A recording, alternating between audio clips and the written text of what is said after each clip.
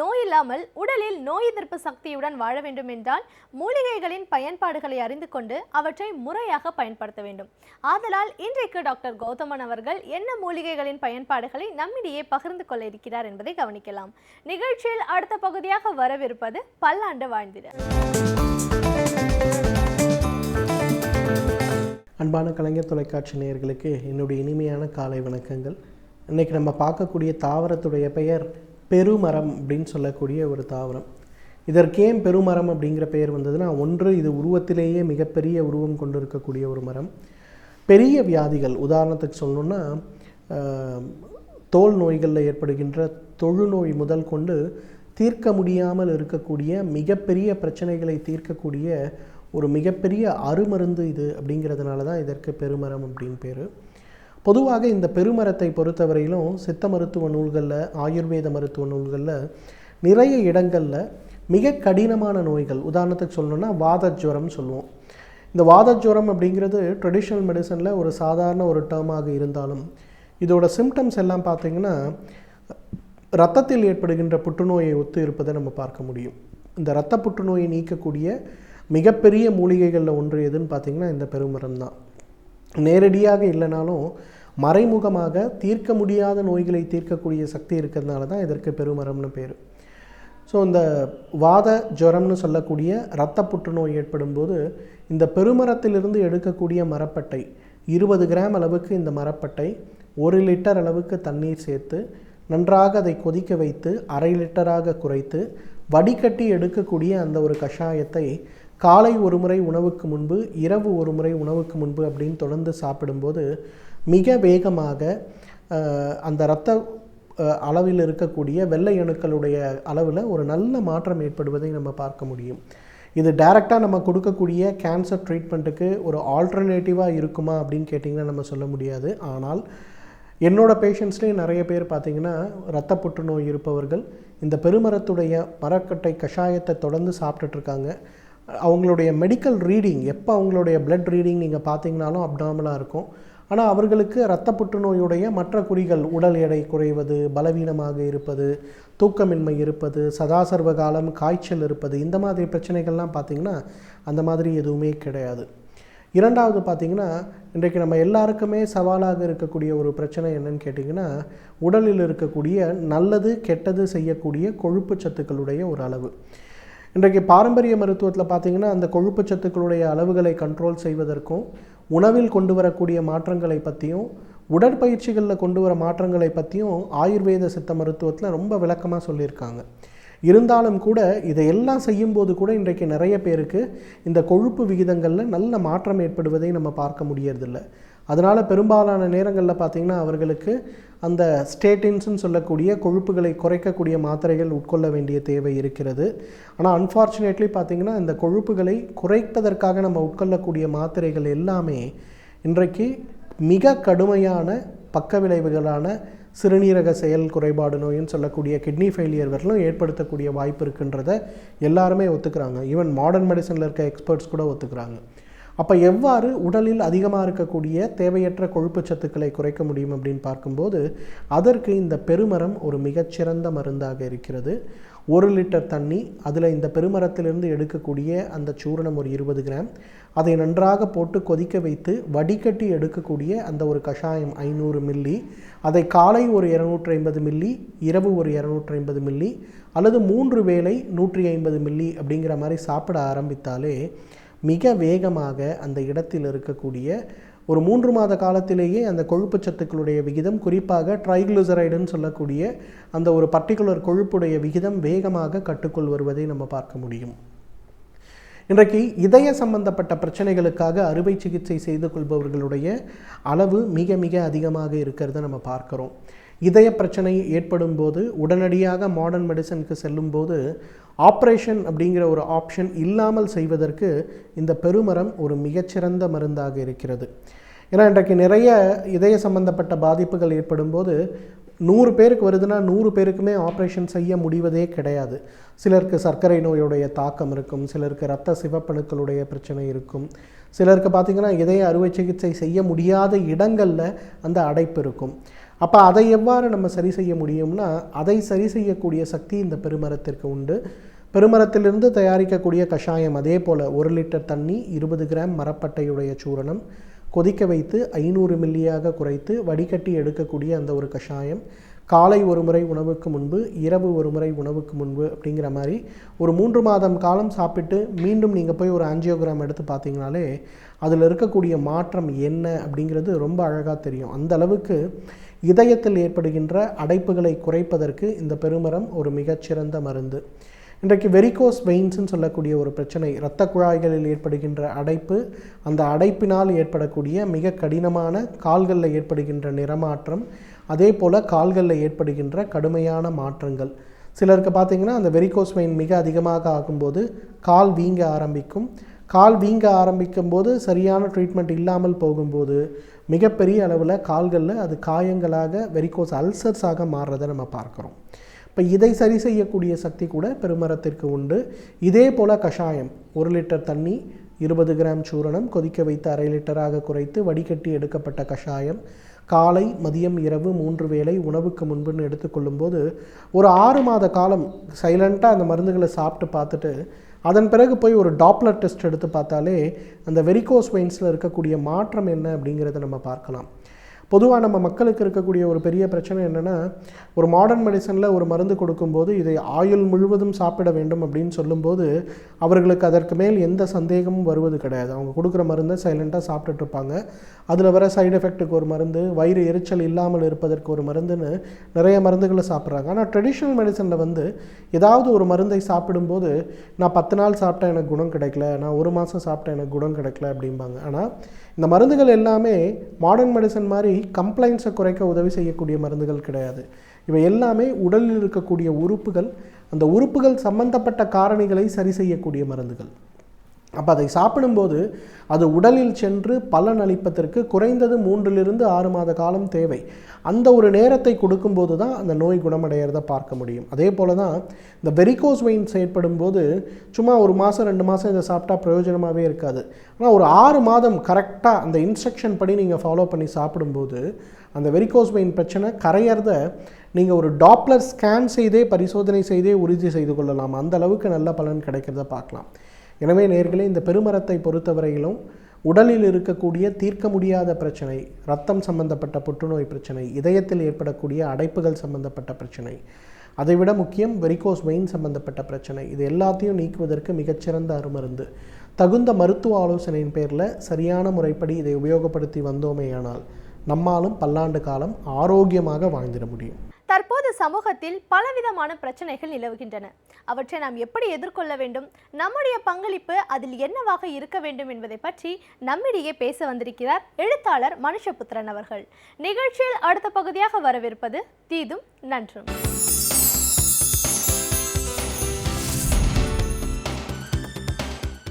வணக்கம் நண்பர்களே, இன்னும் ஒரு இனிய காலை பொழுதில் தீதும் நன்றும் நிகழ்ச்சியில் உங்களை சந்திப்பதில் மிக்க மகிழ்ச்சி அடைகிறேன். நேற்று முன்தினம் டிசம்பர் 3ஆம் தேதி ஒரு முக்கியமான தினம், சர்வதேச மாற்றுத்திறனாளிகளுக்கான தினம்.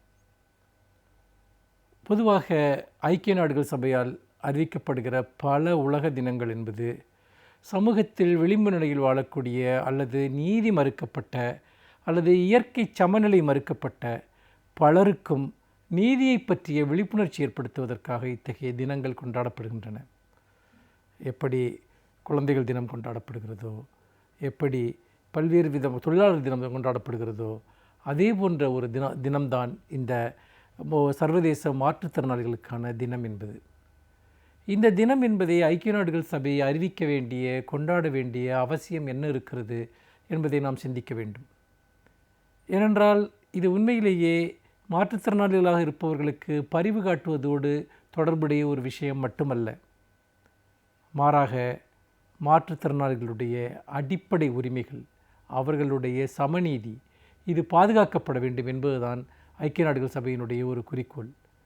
அப்படி பார்க்கிற போது அவர்களுடைய பங்களிப்புகளை சமூகத்தோடு இணைப்பதும், அவர்களை சமூகத்தினுடைய மைய நீரோட்டத்தோடு இணைப்பதும், அதே சமயத்தில் அவர்களுடைய உண்மையான பிரச்சனைகளுக்கான தீர்வுகளை நாடுவதும், அவர்களை பற்றி இருக்கக்கூடிய தப்பெண்ணங்களை சமூகத்திலிருந்து களைவதும், இன்னும் சொல்லப்போனால் மாற்றுத்திறனாளிகளாக இருக்கக்கூடியவர்களை பற்றியுடைய பிரச்சனைகளை ஒரு சமூகம் புரிந்து கொள்வதும், சமூக வாழ்வில், பொருளாதார வாழ்வில், பண்பாட்டு வாழ்வில் அவர்களுடைய இடத்தை, நியாயமான சமத்துவமிக்க இடத்தை உறுதிப்படுத்துவதும் தான் இந்த தினத்தினுடைய ஒரு முக்கியமான கடப்பாடாக இருக்கிறது. 1991 ஐக்கிய நாடுகள் சபை ஒவ்வொரு ஆண்டும் இந்த டிசம்பர் 3 இது ஒரு சர்வதேச மாற்றுத்திறனாளிகளுக்கான தினமாக அறிவிப்பதற்கு முன்பாகவே அதற்கு முந்தைய ஒரு 10 ஆண்டுகளில் ஒவ்வொரு ஆண்டுமே அந்த மாற்றுத்திறனாளிகள் தொடர்பான ஏதாவது ஒரு முக்கியமான ஒரு விஷயத்தை மையப்படுத்துவது, அதாவது அவர்களுக்கு தொழில்நுட்ப பயிற்சி அளிப்பதற்கான ஆண்டாக ஒரு ஆண்டை பின்பற்றுவது, கலாச்சாரத்துறைகளில் அவர்களுடைய பங்களிப்பை உறுதிப்படுத்துவதாக ஒரு ஆண்டை கொண்டாடுவது, இப்படி அவர்களுக்கான சப்போர்ட்டிவ் சிஸ்டம் உபகரணங்களை உருவாக்குவது தொடர்பாக, அறிவியலையும் அதையும் இணைப்பது தொடர்பான ஒரு ஆண்டாக ஒரு ஆண்டை கொண்டாடுவது, இப்படியெல்லாம் பல்வேறு விதமான முயற்சிகள் செய்யப்பட்டு இறுதியில் ஒவ்வொரு ஆண்டும் இந்த டிசம்பர் 3 ஒரு சர்வதேச மாற்றுத்திறனாளிகளுக்கான தினமாக கொண்டாடி வருவதை நாம் பார்க்கிறோம். இந்தியாவிலும் கூட மத்திய அரசு இந்த தினத்தில் ஒரு விருதுகளை, அதாவது ஒவ்வொரு துறையிலும் சாதனைகள் செய்தவர்களை, மாற்றுத்திறனாளிகளாக இருந்து சாதனை செய்தவர்களை அவர்களை கௌரவிக்கும் விதமாக மத்திய அரசினுடைய மனிதவள அமைச்சகம் விருதுகளை வழங்கி வருகிறது. 2 விதமான விருதுகள் வழங்கப்படுகின்றன. ஒன்று, இந்த மாற்றுத்திறனாளிகளாக இருக்கக்கூடியவர்களுடைய தனிப்பட்ட சாதனைகள், முயற்சிகள், அவர்களுடைய பங்களிப்புகள், இவற்றை கணக்கில் கொண்டு, அது கலைத்துறையாக இருக்கலாம் அல்லது தொழில்துறையாக இருக்கலாம், அந்த பங்களிப்புகளை கணக்கில் கொண்டு சமூகத்தொண்டு, அவர்கள் ஆற்றக்கூடிய சமூகத்தொண்டு, இப்படியான விஷயங்களை கணக்கில் கொண்டு ஒரு புறம் விருதுகள் வழங்கப்படுகின்றன. இன்னொரு புறம் அந்த மாற்றுத்திறனாளிகளை அதிகமாக வேலைக்கு அமர்த்தி கொண்ட நிறுவனங்கள், அவர்களுடைய நல்வாழ்விற்காக உழைத்த நிறுவனங்களுக்கும் கூட விருதுகள் வழங்கி கௌரவிக்கப்படுகின்றன. தொடர்ந்து இந்தியாவில் அதை பற்றிய ஒரு விழிப்புணர்ச்சிக்காக பல்வேறு செயல் திட்டங்கள் தொடர்ந்து மேற்கொள்ளப்படுகின்றன. அவை போதுமானதாக இல்லாவிட்டால் கூட அவை தொடர்ந்து மேற்கொள்ளப்படுவதை நாம் பார்க்கிறோம். இந்த நிலையில்தான் உண்மையில் நாம் இந்த மாற்றுத்திறனாளிகளுக்கான இந்த சர்வதேச தினத்தில் இந்தியா எதிர்கொள்ள வேண்டிய சவால்கள் என்ன, அவை செய்ய வேண்டிய விஷயங்கள் என்ன என்கிற ஒரு அடிப்படையான கேள்வி எழுகிறது. உங்களுக்கு நன்றாக நினைவிருக்கும், இங்கே இருக்கக்கூடிய மாற்றுத்திறனாளிகளுக்கான அந்த இடஒதுக்கீட்டை அதை பூர்த்தி செய்ய வேண்டும் என்று தொடர்ந்து அவர்கள் இந்த அதிமுக அரசிடம் கடுமையாக அவர்கள் போராடியதும், அவர்களுடைய போராட்டம் முக்கியமாக கண் பார்வையற்றவர்கள், பார்வைத்திறன் இழந்தவர்கள், விழிப்புணர்வு இழந்தவர்கள், அவர்களுடைய போராட்டத்தை இந்த அரசு எப்படி ஒடுக்கியது என்பதையும் நாம் மறந்துவிட முடியாது. அவர்களை மிருகத்தனமாக காவல்துறையினர் தாக்கினார்கள் என்பதெல்லாம் மறக்கக்கூடிய ஒரு விஷயம் அல்ல. இன்னொரு புறம் நீங்கள் பார்த்தீர்கள் என்றால் அடிப்படை கட்டமைப்புகளை உருவாக்குவது, அதாவது அவர்களுக்கு பொருளாதார ரீதியாக வங்கிக் கடன்கள் வழங்குவது, அவர்களுக்கு தொழில் பயிற்சி வழங்குவது, கல்வி நிலையங்களில் அவர்களுக்கு உரிய முக்கியத்துவம் கொடுப்பது, அதற்கான உள்கட்டமைப்புகளை ஏற்படுத்துவது, அவர்களுக்கான சிறப்பு பயிற்சிகளுக்கான வழிமுறைகளை உருவாக்குவது. ஏனென்றால் மாற்றுத்திறனாளிகளுடைய முதன்மையான தேவை என்பது கல்வியாகத்தான் இருக்கிறது. கல்வி அதே சமயத்தில் அவர்களுக்கு சிகிச்சை என்கிற இன்னொரு விஷயம். ஏனென்றால் நிறைய மாற்றுத்திறனாளிகளுக்கு அவர்களுக்கு உடல்நலக்கூறு சார்ந்த பல பயிற்சிகள் தேவைப்படுகின்றன, அவர்களுடைய உடல்நலத்தை ஆரோக்கியமாக வைத்துக்கொள்வதற்கு. இதில் முக்கியமாக நாம் கவனிக்க வேண்டிய விஷயம் என்னவென்றால், வசதி படைத்த மேல்தட்டில் இருக்கக்கூடிய மாற்றுத்திறனாளிகளாக இருக்கக்கூடியவர்கள் ஓரளவிற்கு தங்களுக்கு தேவையான விஷயங்களை பெற்றுக்கொள்கிறார்கள். ஆனால் கிராமப்புறங்களில் வாழக்கூடியவர்கள், சமூகத்தின் அடித்தட்டுகளில் வாழக்கூடியவர்கள் சொல்லனாத துயரங்களை அனுபவிக்கிறார்கள். அவர்களுக்கு வீடுகளிலும் உரிய இடம் கிடைப்பதில்லை, கௌரவமான இடம் கிடைப்பதில்லை, அவர்களுக்கு ஒரு தனிப்பட்ட வாழ்க்கை இருக்கிறது என்பதையும் யாரும் பொருட்படுத்துவதில்லை. பொருளாதார ரீதியாகவும் அவர்கள் சார்ந்து வாழக்கூடிய நிலையில் அவர்கள் மிகப்பெரிய அளவிற்கான ஒரு துன்பத்தையும் அவமானங்களையும் அடைவதை நம்மால் பார்க்க முடிகிறது. அப்படி இருக்கிற போது அவர்களுக்கு சிறு தொழில் தொடங்குவதற்கு, தொழில் பயிற்சிகள் தொடங்குவதற்கு, கணினி போன்ற விஷயங்களில் பயிற்சி அளிப்பதற்கு, கற்பித்தல் போன்ற பணிகளில் அவர்களுக்கு இடஒதுக்கீடுகளை செய்வதற்கு அரசு மனம் வந்து முன்வர வேண்டும். ஆனால் இதெல்லாம் கொள்கை அளவில் இருக்கிறதே தவிர, ஏற்றளவில் இருக்கிறதே தவிர நடைமுறையில் இல்லை. பல தனியார் நிறுவனங்கள், சில நிறுவனங்கள் மாற்றுத்திறனாளிகளை மனமுவந்து பணியில் அமர்த்தி கொண்டால் கூட பெரும்பாலான நிறுவனங்கள் அதை விரும்புவதில்லை. உண்மையில் ஒரு சாதாரணமாக இருக்கக்கூடியவர், முழு உடல் ஆரோக்கியத்தோடு இருக்கக்கூடியவர் செய்யக்கூடிய வேலைகளை விட பல மடங்கு வேலைகளை பல மாற்றுத்திறனாளிகள் பல நிறுவனங்களில் செய்யக்கூடியவர்களாக இருக்கிறார்கள். ஆனாலும் கூட அவர்களை ஏற்றுக்கொள்வதற்கு பல நிறுவனங்கள் தயாராக இல்லை. இந்த நிலையில் மாற்றுத்திறனாளிகளுக்கு வேலைவாய்ப்பு அளிப்பதை, அவர்களை பங்கேற்பை உறுதி செய்வதை கார்ப்பரேட் ரெஸ்பான்சிபிலிட்டியினுடைய ஒரு பகுதியாக இங்கு மாற்றுவது மிக மிக முக்கியம். அரசு பணிகளிலும் கூட அத்தகைய இடத்தை நாம் வழங்குவது மிகவும் முக்கியமான ஒன்றாக நான் பார்க்கிறேன். இன்னொன்று, மாற்றுத்திறனாளிகளுடைய முக்கியமான ஒரு பிரச்சனை என்பது மொபிலிட்டி, அதாவது இயங்குதல், சமூகத்தில் செயல்படுதல். இன்றைக்கு மேற்கு நாடுகளோடு நீங்கள் இந்த விஷயத்தை ஒப்பிட்டு பார்த்தால் இந்தியா வெகுவாக பின்தங்கி இருக்கிறது என்று தான் சொல்ல வேண்டும். இன்றைக்கு சக்கர நாற்காலிகளை பயன்படுத்தக்கூடிய மாற்றுத்திறனாளிகள் கூட சமூகத்தில் மேல்தட்டு வர்க்கத்தைச் சேர்ந்தவர்களாகவோ அல்லது உயர் மத்தியதர வர்க்கத்தை சேர்ந்தவர்களாகத்தான் இருக்கிறார்களே தவிர, நீங்கள் அடித்தட்டு மக்களிடையே அல்லது லோயர் மிடில் கிளாஸ் என்று சொல்லக்கூடிய கீழ் மத்தியதர வர்க்கத்தை சேர்ந்தவர்கள், இவர்கள்தான் இந்தியாவில் பெரும்பகுதி. அவர்களுக்கான வசதிகள் இல்லை. ஏனென்றால் இந்த சக்கர நாற்காலியை அவர்கள் வாங்குவதிலிருந்து தொடங்கி அதை பயன்படுத்துவது தொடர்பாக பல்வேறு விதமான நடைமுறை சிக்கல்கள் அவர்களுக்கு இருக்கின்றன. அப்படி இருக்கிற போது பெரும்பாலானோர் அவர்களுடைய வீடுகளுக்குள்ளேயே முடங்கி இருக்கக்கூடிய ஒரு அவலத்தை நாம் பார்க்கிறோம். அப்படிப்பட்ட ஒரு சூழ்நிலையில் தான் நாம் இந்த விஷயத்தில் அரசு செய்ய வேண்டிய கடமைகள் தான் திரும்பவும் நமக்கு நினைவுக்கு வருகிறது. உதாரணமாக, சக்கர நாற்காலிகள் செல்லக்கூடிய சறுக்கு பாதைகள் என்பது நம்முடைய நாட்டில் எவ்வளவு இடத்தில் இருக்கின்றன என்பதை நீங்கள் நினைத்து பார்க்க வேண்டும். பல இடங்களில், அரசு கட்டிடங்களில் கூட அது இருப்பதில்லை. மாறாக இன்றைக்கும் கூட தமிழகத்தில் நீங்கள் எடுத்துக்கொண்டால் அல்லது இந்தியாவில் எடுத்துக்கொண்டால் மிகப்பெரிய நட்சத்திர விடுதிகள் போன்ற இடங்களில் அல்லது மிகப்பெரிய ஒரு வெளிநாட்டு நிறுவனங்கள் இருக்கக்கூடிய இடங்களில் எல்லாம் சறுக்குப்பாதை வசதிகள் இருக்கின்றன. சில கார்ப்பரேட் நிறுவனங்களில் கூட இருக்கின்றன. ஆனால் பெரும்பாலான கடைகளிலோ அல்லது பெரும்பாலான அலுவலகங்களிலோ அப்படி ஒரு வசதியே கிடையாது. இதில் பெரிய அவலம் என்னவென்றால், பல்கலைக்கழகங்களில், கல்லூரிகளில் சறுக்குப்பாதை வசதிகள் இல்லாது மட்டுமல்ல, அங்கு லிஃப்ட் வசதி, அதாவது மின்தூக்கிகளே இல்லாத ஒரு கல்லூரிகள், பள்ளிகள் தான் பெரும்பாலும் இருக்கின்றன. அப்படி இருக்கிற போது ஒரு மாற்றுத்திறனாளி மாணவரோ மாணவியோ வந்து கற்க வேண்டும் என்று நினைத்தால் கூட இந்த நடைமுறை சிக்கல்களின் காரணமாக அவர்கள் மிகப்பெரிய மனவேதனையை அடைகிறார்கள். ஏனென்றால் நீங்கள் எல்லா சமூகத்தினரையும் பங்கேற்க செய்யக்கூடிய ஒரு இன்க்ளூசிவ் சொசைட்டி என்று சொல்வார்களே, அப்படிப்பட்ட ஒரு ஒருங்கிணைந்த சமூகமாக ஒரு சமூகம் இருக்கிற போது தான் அந்த சமூகம் என்பது வளர்ச்சி அடைய முடியும். அது எல்லா விதமான அந்த சமூக நீதியையும் எல்லோருக்கும் வழங்க முடியும். ஆனால் இங்கு இந்த அடிப்படை கட்டமைப்பு வசதிகள் இல்லாது ஒரு மிகப்பெரிய துயரமாக இருக்கிறது. மேற்கு நாடுகளில் மாற்றுத்திறனாளியாக இருக்கக்கூடிய ஒருவர் யாருடைய உதவியும் இல்லாமல் எந்த இடத்திற்கும் சொல்லக்கூடிய அளவிற்கு முற்றாக அங்கு கட்டமைப்புகள் உருவாக்கப்பட்டிருக்கின்றன. பார்வையற்றவர்களோ சக்கர நாற்காலி பயன்படுத்தக்கூடியவர்களோ.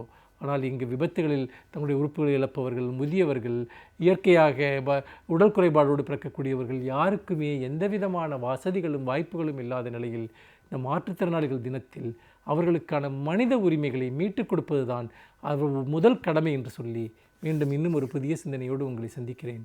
நன்றி, வணக்கம். சிறப்பு விருந்தினர்கள் நம்மிடையே பல தகவல்களை பகிர்ந்து கொள்ளும் பொழுது அவற்றை கேட்பதற்கு சுவாரஸ்யமாக இருப்பதோடு நம்முடைய வாழ்க்கைக்கும் மிகவும் பயனுள்ளதாக அமைகிறது. அந்த வகையில் இன்றைக்கு நாம் சந்திக்கவிருக்கும் சிறப்பு விருந்தினர் எந்த துறையிலிருந்து வந்து என்ன பயனுள்ள தகவல்களை நம்மிடையே பகிர்ந்து கொள்ள இருக்கிறார் என்பதை கவனிக்கலாம். நிகழ்ச்சியில் அடுத்த பகுதியாக வரவிருப்பது சிறப்பு விருந்தினர்.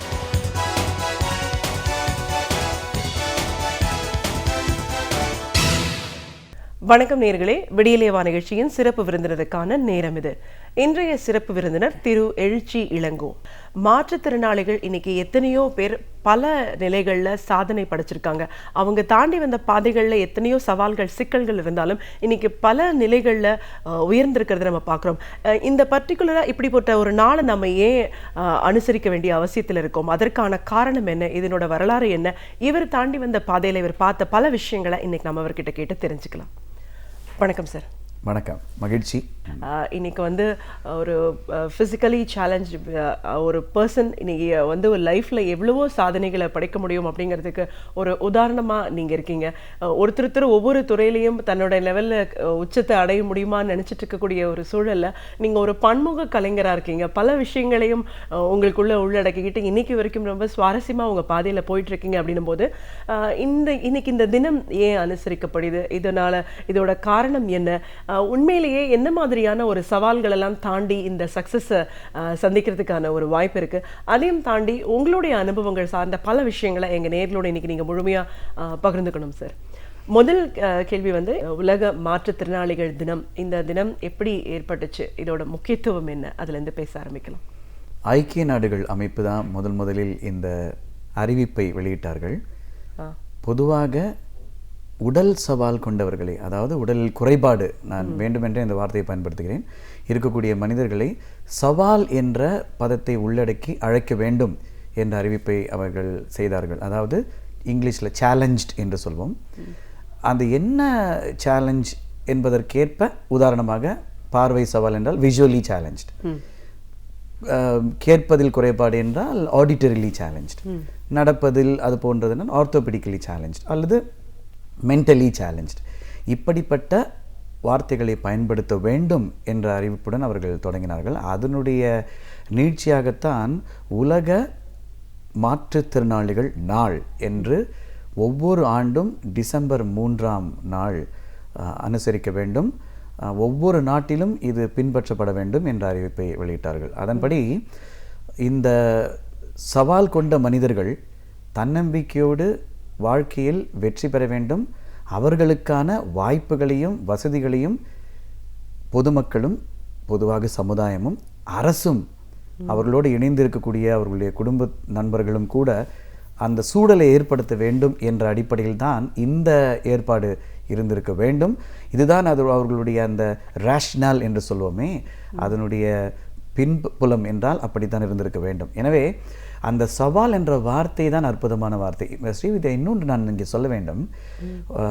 பொதுவாக அப்படி குறைபாடோடு இருப்பவர்களை அந்த ஊனமுற்றவர், அதாவது ஹேண்டிகேப்ட் என்று சொல்லி தான் அழைத்து வந்த நிலை. அதன் பிறகுதான் இப்பொழுது நான் சொன்ன அந்த சவால் என்ற பதத்தை பயன்படுத்த வேண்டும், அல்லது டிஃப்ரெண்ட்லி ஏபிள்டு, மாற்று திறனாளிகள். முன்பு இருந்த அரசு கூட நம்முடைய மனிதர்கள் எல்லாம் அப்படி அழைக்க வேண்டும் என்று சட்டமாகவே கொண்டு வந்து அதற்கு ஒரு துறையும் கூட ஏற்படுத்தி இருக்கிறது, மாற்றுத்திறனாளிகளுக்கான துறை என்பது. இங்கே என்னுடைய பதிவாக நான் இங்கே செய்ய விரும்புவது நிறைவாக, இந்த மனிதர்களை எல்லாம், எங்களை எல்லாம் சிறப்பு திறனாளிகள் என்று சொல்ல வேண்டும் என்று நான் நினைக்கிறேன். மாற்றுத்திறனாளிகள் என்பது நல்ல பதம்தான், நிச்சயமாக அது ஒரு நல்ல பரிமாணம்.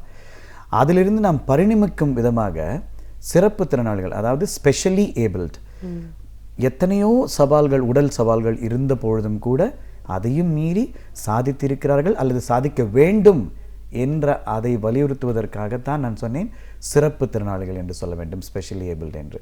ஓகே, ஸோ இப்போது நீங்கள் சொல்லும் போதே தெரியுது இதை நம்ம சொல்கிறதுக்கான அவசியம் என்ன. இவங்களை வந்து ஒரு காலகட்டத்தில் எப்படி அழைக்கப்பட்டார்கள், அதுக்கப்புறமா அதை எப்படி மாற்றப்பட்டது, அதற்கான ஒரு நாளை நம்ம அனுசரிக்கிறோம் அப்படின்னும் போது, மாற்றுத்திறனாளிகள் அப்படிங்கிற ஒரு அடையாளம், அதற்கான ஒரு வாரியமே திமுக ஆட்சி காலத்தில் தான் கொண்டு வரப்பட்டது அப்படின்னும், அதுவே ஒரு சிறப்பு மிக்க ஒரு செய்தினும் போது இன்னும் அது ஸ்பெஷலி சேலஞ்சா கொண்டு வரணும்னு நினைக்கிறீங்க.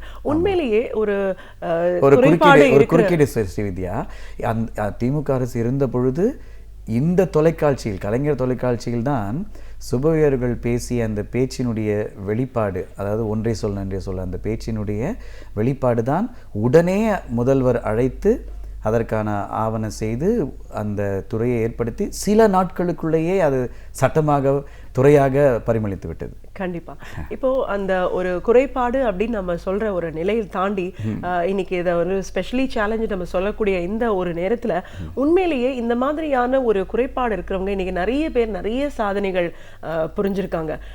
ஆனா அதை தாண்டி வரணும், அதை சாதிக்கணும் அப்படின்ற ஒரு எண்ணம், ஆர்வமோடையும் இன்னைக்கு நிறைய பேர் வாழ்ந்துட்டு இருக்கிறதையும் நம்ம பார்க்குறோம். உண்மையிலேயே இந்த கடந்து வர பாதை எப்படி இருக்கும், எவ்வளோ சவால் நிறைந்த ஒரு வாழ்க்கையா இது அமைஞ்சிருக்குன்னு சொல்லுவீங்க?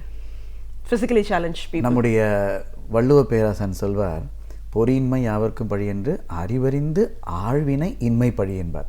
அதாவது உடலில் ஏதாவது ஒரு உறுப்பு இல்லாமல் கூட இருந்து விடலாம், அதில் குறைபாடோடு கூட இருந்து விடலாம், அதையும் மீறி நிச்சயமாக வாழ்ந்து வெற்றி பெற்று மற்றவர்களையும் வாழ வைத்து மகிழ்ச்சியாக இருக்கலாம். ஆனால் எது தெரியுமா உண்மையிலேயே குறை, எது தெரியுமா உண்மையிலேயே ஊனம், எது தெரியுமா உண்மையிலேயே பழி, எது தெரியுமா உண்மையிலேயே வெட்கி தலை குனியக்கூடிய ஒரு காரியம் என்றால், அறிவறிந்து, நமக்கு தெரிந்து, அறிவு தெரிந்து ஆழ்வினை இல்லாமல் இருப்பது. ஆழ்வினை என்றால் ஹியூமன் எஃபர்ட், அந்த முயற்சி செய்யாமல் சோம்பி கிடப்பது. இதுதான் உண்மையான, மன்னிக்க வேண்டும் இந்த வார்த்தையை பயன்படுத்துவதற்கு, ஊனம் என்று வள்ளுவ பேராசான் சொல்கிறார். அதுபோல நம்முடைய மக்கள் இரண்டு வகைகளில் பொதுவாக அணுகப்படுகிறார்கள் என்று நான் நினைக்கிறேன் சமுதாயத்தால், அவர்களுடைய குடும்பத்தினரால். ஒன்று, அவர்களுக்கு எதுவுமே தெரியாது, பாவம். அவர்களை நாம் ஒரு மூலையில் உட்கார வைத்துவிட்டு வசதி வாய்ப்புகள் இருக்கக்கூடிய குடும்பத்தில் நான் எல்லாமே உனக்கு கொடுத்து விடுகிறேன், நீ எதுவுமே செய்ய வேண்டாம், உனக்கு சாப்பாடு வேண்டுமா எது வேண்டுமா நான் அந்த இடத்திற்கே வந்துவிடும் என்ற ஒரு அனுசரணை ஒன்று. இன்னொன்று, அவர்களுக்கு எல்லாம் தெரியும், அவர்கள் ஒரு சூப்பர் ஹியூமன் பீயிங்ஸ்.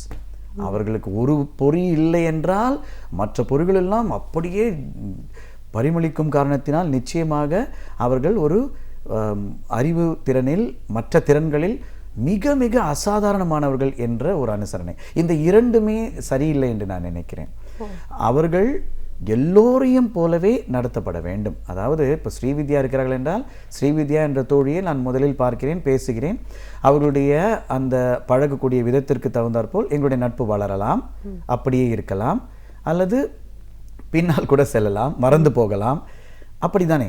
அப்படித்தான் அந்த மனிதர்களை அவர்களுடைய திறனுக்கு தகுந்தாற்போல், அவர்களுடைய பழக திறனுக்கு தகுந்தாற்போல், பாங்கிற்கு தகுந்தாற்போல் அவர்களை அனுசரிக்க வேண்டுமே தவிர, இந்த உடலில் குறைபாடு இருக்கக்கூடிய அந்த ஒரு காரியத்தை மையமாக கொண்டு நாம் அவர்களை அணுக வேண்டிய தேவையில்லை என்று நான் நினைக்கிறேன். நான் இதை குறிப்பிடுவதற்கு காரணம், உடல் சவால் கொண்டவர்களிலேயே கூட நல்ல சாதித்து மிக மிக ஆக்கப்பூர்வமான அதிர்வுகளை ஏற்படுத்தி கொண்டு வாழ்ந்து கொண்டிருக்கிற மனிதர்களும் இருக்கிறார்கள். ஒன்றுமே முடியவில்லை என்பதற்காக ஏதோ அவர்களால் முடிந்த அளவிற்கு சாதாரணமான வாழ்க்கை வாழ்ந்து கொண்டிருக்கக்கூடிய மனிதர்களும் இருக்கிறார்கள். எப்படி எல்லா பொருள்களும் இருக்கக்கூடிய மனிதர்கள் இருக்கிறார்களோ அப்படித்தான் இதுவும் கூட. இந்த பிரிவினரும் அப்படித்தான் இருக்கிறார்கள். அவர்களுக்கு வாய்ப்புகள், வசதிகள், நான் எப்பொழுதுமே இங்கிலீஷ் மொழியில் சொல்வேன், ஆப்பர்ச்சுனிட்டி வித்தவுட் ப்ரெஜுடிஸ், காழ்ப்புணர்ச்சியற்ற வாய்ப்புகள் வழங்கப்பட வேண்டும். அதுதான் இப்பொழுது ஒரு கால் இல்லாத ஒரு மனிதர் ஓட்டப்பந்தயத்தில் ஒரு கால் இல்லாத மனிதர் கலந்து கொள்கிறார் என்றால் அவரையும் மற்றவர்களையும் இணைத்து நாம் நிச்சயமாக ஓட விடுவதில்லை. பேரா ஒலிம்பிக்ஸ் என்று நாம் அதை கொண்டு வந்திருக்கிறோம். உலக நாடுகள் எல்லாம் அதில் கலந்து கொள்கின்றன. அதுபோல அவர்களுக்கென்ற அந்த சமுதாய நீரோட்டத்தில் கலந்து கொள்ள வைத்து, ஆனால் இந்த குறைபாட்டிற்கு, அதாவது சவாலுக்கு ஏற்றாற்போல் வாய்ப்புகளையும் வசதிகளையும் வழங்க வேண்டும். அது அவர்களுடைய பெற்றோரிலிருந்து தொடங்கி, நண்பர்களிலிருந்து தொடங்கி, ஆசிரியர்களிலிருந்து தொடங்கி, படிக்கக்கூடிய பள்ளி, படிக்கக்கூடிய கல்லூரி, இருக்கக்கூடிய சமுதாயம், வாழக்கூடிய சமுதாயம், முக்கியமாக அரசு, இவை அனைத்துமே ஒருங்கிணைந்த பார்வை. அதை தான் வெளிநாடுகளை நாம் எடுத்துக்கொண்டால் ஸ்ரீவித்யா, டெவலப்ட் கண்ட்ரி என்று சொல்கிறோம் அல்லவா, வளர்ந்த நாடுகள் என்று. எதை வைத்து நாம் வளர்ந்த நாடுகள் என்று சொல்கிறோம் தெரியுமா? வெறும் பொருளாதார வளர்ச்சியில் மட்டுமல்ல, இது போன்ற சிறப்பு திறனாளிகள், பெண்கள், இவர்களெல்லாம் எப்படி நடத்தப்படுகிறார்கள், அவர்களுக்கு வாய்ப்புகளும் வசதிகளும் எந்த அளவிற்கு காழ்ப்புணர்ச்சி இல்லாமல் சம அளவில் வழங்கப்பட்டு கொண்டிருக்கின்றன. இவற்றையெல்லாம் வைத்துதான் ஒரு நாட்டை வளர்ந்த நாடு என்று நாம் சொல்கிறோம். இந்தியாவும் அந்த இடத்திற்கு வர வேண்டும் என்ற ஆசை என்றால் என்ன, இன்னும் வரவில்லை என்ற அர்த்தம். கண்டிப்பா. இப்போ என்னதான் இவ்வளவு விஷயங்கள் நம்ம பேசினாலும் அடிப்படையில ஒரு குறைபாடுன்னு ஒருத்தருக்கு ஒன்று விஷுவலி சேலஞ்சா இருக்கட்டும், இல்லை பிசிக்கலி ஏதோ ஒரு குறைபாடா இருக்கட்டும், அவங்க வந்து ஒரு சமநிலையில எல்லாரோடையும் வரணும் அப்படின்னு நினைக்கும் போது ஆரம்ப காலகட்டத்தில் அவர்களுக்கு ஒரு உதவின்னு ஒன்று தேவைப்படுது. பெற்றோரோட பங்களிப்பு, ஒரு சைக்கலாஜிக்கலா இவங்களை ஒரு சமநிலைக்கு கொண்டு வரதுல அவங்களோட பங்களிப்பு எவ்வளவு முக்கியத்துவம் வாய்ந்தது? நான் என்னுடைய தாயை குறித்து இங்கே சொல்ல வேண்டும். அவர்கள் பள்ளி பக்கமே சென்றது கிடையாது. ஆனால் என்னை ஒரு பொறுப்பான மனிதனாக வளர்த்து, இன்னும் சொல்ல வேண்டும் என்றால், என்னுடைய தாய்க்கு நான் இப்பொழுது அவர்கள் உயிரோடு இல்லை, மகிழ்ச்சியான ஒரு மனிதராகத்தான் அவர்கள் உயிர் விட்டிருப்பார்கள். நிச்சயமாக சமூகத்திற்கு ஒரு நல்ல ஒரு மகனை கொடுத்திருக்கிறோம், பலருக்கு வழிகாட்டக்கூடிய மகனை கொடுத்திருக்கிறோம் என்ற நிறைவோடு தான் அவர்கள் இருந்திருப்பார்கள் என்று நான் நம்புகிறேன். நிச்சயமாக அவர்களுக்கு படிப்பறிவு இல்லாவிட்டாலும் சரியான செயலை செய்தார்கள். என்ன சரியான செயல் என்றால், she never evinced sympathy but empathy. பரிதாப உணர்ச்சியை காட்டாமல், உனக்கு ஒன்றும் முடியாது என்றெல்லாம் சொல்லாமல், இன்னும் சொல்லப்போனால் சற்று கடுமையாகவே ஒரு குழந்தையாக நான் இருக்கும் பொழுதிலிருந்து பள்ளிக்கு செல்லும் முன்பு கூட, அப்பொழுது கூட என்னை அவர்கள் நடத்திய விதம் என்பது எந்த கட்டத்திலும் அந்த அலவன்ஸ் என்று சொல்லுவோம் அல்லவா, அந்த கன்செஷன் என்று சொல்லுவோம் அல்லவா, அந்த சலுகையை இந்த குறைபாடு சார்ந்து அவர்கள் அளித்ததே கிடையாது. நீ தானாக குளிக்க வேண்டும், தானாக உன்னை பார்த்து கொள்ள வேண்டும், உன்னுடைய உடையை நீயாக அணிந்து கொள்ள வேண்டும், நீயாக சாப்பிடும்பொழுது மிக சுத்தமாக நன்றாக. மற்ற மனிதர்கள், இன்னும் சொல்ல வேண்டும், மற்ற மனிதர்கள் கூட அப்படி சாப்பிடுவது இல்லை நிறைய பேர் என்பது எனக்கு தெரியும், அது வேறு செய்தி. அப்படியெல்லாம் நீ சுத்தத்திலும் சுகாதாரத்திலும் அதிகமாக கவனம் செலுத்த வேண்டும் என்பதிலெல்லாம் அவர்கள் அந்த பிராயத்திலிருந்தே, அந்த பருவத்திலிருந்தே எனக்கு அந்த வாழ்வியல் முறையாகவே எனக்கு அவர்கள் கொடுத்திருக்கிறார்கள்.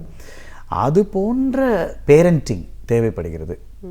அவர்களை ஒதுக்கக்கூடாது, அதே நேரத்தில் தலையில் தூக்கி வைத்தும் இதை சொல்லியே அவர்களுக்கு சலுகைகளும் கொடுத்து விடக்கூடாது.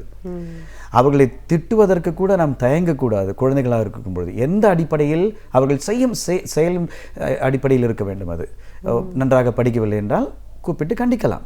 மற்ற மாணவர்களை கண்டிக்கிறார்கள் அல்லவா, தன்னுடைய பையனையோ பிள்ளையோ மற்ற அதாவது குறைபாடுகள் இல்லாத உறுப்புகள் சரியாக இருக்கக்கூடியவர்களை செய்கிறார்கள் அல்லவா, அதுபோல இவர்களையும் நடத்தினாலே போதும் ஸ்ரீவித்யா. வேறு எதுவும் பிரத்யேகமாக செய்ய வேண்டிய தேவையில்லை. ஆனால் அந்த வாய்ப்புகளை மட்டும் அவர்களுக்கு ஏற்படுத்தி தர வேண்டும். ஒன்று ரெண்டு காரியங்கள் நீங்கள் பெற்றோர்களிலிருந்து நான் சற்று வெளியே சென்று விடுகிறேன். அரசை பொறுத்தவரை எந்த கட்டிடமும் கட்டப்படக்கூடிய கட்டிடங்கள் எல்லாமே ரேம்ப் என்று சொல்லக்கூடிய அந்த அடிப்படையில் அந்த வசதிகள் இருந்தால் மட்டுமே தான் பெர்மிஷன், அந்த அனுமதி கொடுக்கப்படும் என்பதை சட்டமாக கொண்டு வரலாமே, நிச்சயமாக கொண்டு வரலாம். எந்த ஒரு லிஃப்ட், இந்த எலிவேட்டர், அது இருக்கக்கூடிய அந்த இடங்களிலெல்லாம் நிச்சயமாக ஆடியோ அந்த வசதிகள் இருக்க வேண்டும். எந்த ஒரு தொலைக்காட்சி நிகழ்ச்சி செய்யும் பொழுதும் நிச்சயமாக கேப்ஷனிங், அதாவது சப்டைட்டில்ஸ் நீங்கள் பார்க்கிறீர்கள் அல்லவா, அது போன்ற எதற்காக ஆடிட்டரிலி சேலஞ்ச், செவிச்சவால் கொண்டவர்களுக்கான அந்த ஒரு வசதி அது அவர்களால் கேட்க முடியாது என்ற காரணத்தினால் அதற்கான அந்த கேப்ஷனிங் இருக்க வேண்டும். இதையெல்லாம் ஸ்ரீவித்யா கிட்டத்தட்ட 1962 63களிலேயே கூட நம்முடைய வளர்ந்த நாடுகள் என்று சொல்லக்கூடிய அமெரிக்கா போன்ற நாடுகளில் செய்துவிட்டார்கள். நாம் இன்னும் அதில் பின்தங்கிதான் இருக்கிறோம். இதை கேட்டால் சிலருக்கு சலிப்பு கூட ஏற்படக்கூடும். நாங்கள் சாதாரண மனிதர்களுக்கே வாய்ப்புகள் வசதிகள் இங்கு சரியாக இருப்பதில்லை, இதில் நீ என்ன இப்படிப்பட்டவர்கள் என்று சொல்வது அது சரியான பார்வையாக இருக்காது அல்லவா? ஒரு போருக்கு செல்லும் பொழுது கூட அவர்களை எப்படி பாதுகாக்க வேண்டும் என்ற அளவிற்கு போற்றி பாதுகாத்த ஒரு தமிழ் பண்பாடு இது. அந்த அடிப்படையில் நம்முடைய மாற்றுத்திறனாளிகள், சிறப்பு திறனாளிகளை எப்படி நடத்த வேண்டும் என்றால் அவர்களுக்கு வாய்ப்புகள் வழங்குவதில் தான் இன்னும் கவனம் செலுத்த வேண்டும். அவர்களுடைய அந்த airport, bus stops, railway stations இது போன்ற இடங்களிலெல்லாம் அவர்களுக்கான அந்த இயங்கக்கூடிய அந்த பாங்கை எளிமையாக்க வேண்டும். யாருடைய துணையும் இல்லாமல் அவர்கள் இயங்குவதற்கான அந்த ஏற்பாட்டை செய்ய வேண்டும். இதுதான் எனக்கு தெரிந்து இப்பொழுது மிக முக்கியமான இன்றியமையாத தேவை என்று நினைக்கிறேன். ஒரு துறையிலையுமே இன்னைக்கு ஒரு சாதிச்சவங்க எல்லாம் வந்து சாதாரண வாழ்க்கையிலேருந்து கொஞ்சம் அவங்கள கடினமான ஒரு உழைப்புக்கு உட்படுத்தப்பட்டதுக்கு அப்புறம் தான் இந்த பலன் அவங்களுக்கு கிடைச்சிருக்கு. அப்படின்னும் போது நீங்கள் உங்களுடைய துறைகளை பார்த்தீங்கன்னா ஒரு பேச்சாளராக இருக்கீங்க, எழுத்தாளராக இருக்கீங்க, ஒரு தொழில் முனைவோராக இருக்கீங்க. அப்படின்னும் போது இன்னைக்கு எத்தனையோ பேர் ஃபிசிக்கலி சேலஞ்சாக இருப்பாங்க, ஆனால் அவங்களுக்கு சாதிக்கணுன்ற எண்ணம், ஆர்வம் மனசில் இருக்கும். அது எப்படின்னு தெரியாமல் இருப்பாங்க. இப்போ அவங்களுக்கு ஒரு விஷயத்த நீங்கள் சொல்கிறீங்க, அவங்க ஒரு விடாமுயற்சியாக இதை அடுத்த நிலைக்கு கொண்டு போகணும் அப்படின்னு நினைக்கிறாங்கன்னா அவங்களுக்கு நீங்கள் சொல்கிற விஷயங்கள் என்னவா இருக்கு? ஜெயிப்பது நிஜம் என்ற 25,000 பிரதிகள் புத்தகங்கள் விற்று கொண்டிருக்கக்கூடிய, அதற்கு மேல் விற்று கொண்டிருக்கக்கூடிய அந்த புத்தகத்தினுடைய அட்டைப்பட தலைப்பு என்பது இங்கிலீஷும் தமிழும் கலந்து இருக்கும். அது எனக்கு உடன்பாடு இல்லாவிட்டாலும் கூட அந்த புத்தக வெளியீட்டாளருடைய வேண்டுகோளுக்கு இணங்க, எப்படி என்றால் எனக்கு சைட் இல்லை ஆனால் விஷன் இருக்கிறது. சைட் புறப்பார்வை என்பது வேறு, விஷன் என்பது வள்ளுவ பேராசான் சொல்லக்கூடிய அறிவுடையார் ஆவது அறிவார், அறிவிலார் அஃது அறி கல்லாதவர். அதாவது அறிவுடையவர் என்பவர் தன்னுடைய எதிர்காலத்தை கணிக்கக்கூடிய ஆருடமல்ல, ஜோசியமல்ல, தன்னுடைய கடந்த கால நிகழ்கால நிகழ்வுகளை வைத்து அவர்கள் எதிர்காலத்தில் எப்படி இருப்பார்கள் என்று அனுமானம் செய்யக்கூடிய, கணிக்கக்கூடிய திறன்தான் அறிவுடையவர்களுடைய இயல்பு என்கிறார். அதுதான் விஷன் என்று சொல்கிறேன் நான். நீங்கள் சைட், அதாவது புறப்பார்வை இல்லாமல் வாழ்ந்து விடலாம், நிச்சயமாக வாழ்ந்து விடலாம், மகிழ்ச்சியாகவே வாழ்ந்து விடலாம், மற்றவர்களையும் மகிழ்ச்சியாக வைத்து கூட வாழ்ந்து விடலாம். நானே இருக்கிறேன் அப்படி. நான் என்னுடைய என்னுடைய என்னுடைய செல்ஃப் கிரியேட்டட் ஸ்லோகன் என்று சொல்வேன் அல்லவா, என்னுடைய தாரக மந்திரமாக மகிழ்வி என்று சொல்வேன். அப்படி தான் வாழ்ந்து கொண்டிருக்கிறேன். ஆனால் விஷன் இல்லாமல் இருக்கக்கூடாது யாருமே. இது சிறப்புத்திறனாளிகள் மட்டுமல்ல, யாருக்குமே. இன்றைய இளைஞர்களுக்கு குறிப்பாக நான் எப்பொழுதுமே என்னுடைய மேடைகளில் சொல்லக்கூடிய செய்தி, பொதுவான செய்தி இதுதான். அறிவு என்பது விஷன். புறப்பார்வை அல்லது புற உறுப்புகள் இல்லாமல் இருப்பது என்பது பரவாயில்லை, நிச்சயமாக அது சவால் தான், மேற்கொள்ள முடியக்கூடிய சவால் தான். It is not impossible to conquer. எனவே அந்த அந்த விஷன் முதலில் இருக்க வேண்டும். நான் யார், என்னுடைய நிலைமை என்ன, நான் எங்கே செல்ல இருக்கிறேன், என்னுடைய திட்டம் என்ன, என் கூட யாரெல்லாம் இருக்கிறார்கள், எனக்கு துணை புரிவோர் யாரெல்லாம் இருக்கிறார்கள், இதை குறித்து தெளிவு, கிளாரிட்டி. இந்த தெளிவு எதிர்காலத்தை குறித்து உணரக்கூடிய அந்த பான்மை, இதுதான் நான் அறிவு என்று சொல்கிறேன், விஷன் என்று சொல்கிறேன். இது இருந்தாலே உங்களுக்கு எத்தனை இடர்பாடுகள் வந்தாலும் அவற்றையெல்லாம் நிச்சயமாக கடந்து முயன்று வெற்றி பெற்றுவிட முடியும். நிச்சயமாக யாராலும். அதற்கு தேவை முதலில் நான் சொன்ன தெளிவு, இரண்டாவது அந்த ஆக்ஷன் பிளான், செயல் திட்டம். அந்த செயல் திட்டத்தை செயல்படுத்தக்கூடிய துணை யார் கூட இருக்கிறார்கள், நண்பர்கள், பெற்றோர்கள், ஆசிரியர்கள். இந்த கூட்டு முயற்சி தானே ஒருவரும் வளர்வதற்கு கூட்டு முயற்சி தானே காரணம். இந்த சமுதாயம் தானே காரணம். It's a team effort. ஒரு நிறுவனம் வளர்ந்தாலும் சரி, ஒரு தனி மனிதன் வளர்ந்தாலும் சரி, அது நிச்சயமாக அந்த மனிதனுடைய முயற்சி, அவருடைய திறனையும் கடந்து அது ஒரு கூட்டு முயற்சி. எனவே எல்லோரும் இணைந்து இந்த முயற்சியில் ஈடுபடுகிறார்கள் என்ற அந்த தெளிவு இருக்க வேண்டும் அந்த மனிதருக்கு. நீங்கள் கேட்ட கேள்வி, சிறப்பு திறனாளிகள் அப்படி வருவதற்கு என்ன செய்ய வேண்டும், சாதிக்க வேண்டும் என்றீர்கள் அல்லவா. அதற்கு ஆன முதற்படி இதுதான். அந்த தெளிவு இருக்க வேண்டும், அந்த செயல் திட்டம் இருக்க வேண்டும், அதை செயல்படுத்தக்கூடிய குழு சரியாக அமைய வேண்டும். உங்களுடைய துறையின் எடுத்துக்கிட்டோம்னா, நீங்கள் ஒரு நிறுவனம் உருவாக்கி அதற்கான பணிகளில் உங்களை முழுமையாக ஈடுபடுத்திட்டு இருக்கீங்க. இப்போ ஒரு தொழில் முனைவோராக வரணும் அப்படின்னு நினைக்கிறவங்களுக்கு, மாற்றுத்திறனாளிகள்னு நான் சொல்ல, பொதுவாகவே யாருக்கு வேணால் ஆலோசனை வழங்கலாம். வாழ்க்கையில் சாதிச்சவங்க யாருக்கு வேணால் அதை சொல்லலாம். ஆனால் இன்னைக்கு நிறைய பேர் பயப்படுறாங்க. ஒரு புதிய தொழிலை தொடங்கணும் அப்படின்னாலும் நம்மளால அதை சரிவர செய்ய முடியுமா அப்படின்னு ஒரு தோல்வி மனப்பான்மை, ஜெயிக்க முடியாதோ அப்படின்னு ஒரு தாழ்வு மனப்பான்மையும் நிறைய பேர் இருக்கிறத பார்க்குறோம். அந்த மாதிரியான ஒரு எண்ணம் இருக்கிறவங்க புதுசா ஒரு தொழில் தொடங்கணும்னா அவங்களால சாதிக்க முடியுமா? முதலில் நீங்கள் சொன்ன அந்த பயம், அந்த தெளிவற்ற தன்மை, தோற்று விடுவோமோ என்ற அந்த அச்சம் இருக்கிறது அல்லவா, அது இருக்க வேண்டும் ஸ்ரீவித்யா. அதுதான் முதற்படி. நம்முடைய சிக்கலே அந்த முதற்படியிலேயே சோர்ந்து விடுகிறார்கள், அடுத்த படிக்கு செல்வதில்லை. anxiety is a part of the game. அது இருக்க வேண்டும். அது இல்லை என்று சொன்னால் அது தவறு. எந்த ஒரு மேடை பேச்சு செய்யும் பொழுதும் நான் நூற்றுக்கணக்கில், ஆயிரக்கணக்கில் என்று கூட சொல்லலாம் என்ற அளவிற்கான மேடைகளை பார்த்து விட்டேன் வெளிநாடுகளில் எல்லாம்.